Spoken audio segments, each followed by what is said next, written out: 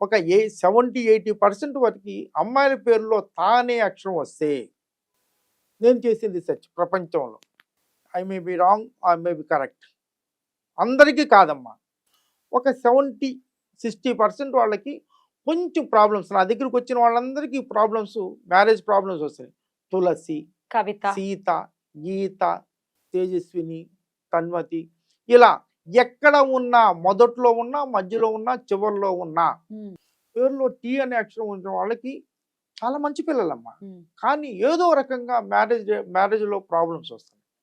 అందుకని నా humble request ఏంటంటే, పెళ్లికి ముందు తా ఉన్న పేర్లు అందరూ కూడా మార్చుకోండి. మొత్తం పేరే మార్చేసుకోవాలి. మొత్తం పేరు అంటే ఇప్పుడు హర్షిత ఉంది, ఉమ్, హర్షిని అని పెట్టుకోండి. హర్షిణి అని పెట్టుకో.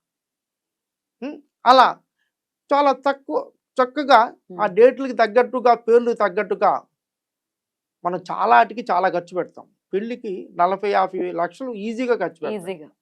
కానీ ముహూర్తం పొంతులు గారికి మాత్రం 500 పొంతులు ఒక్కసారిగా, అమ్మ అంతనా అని.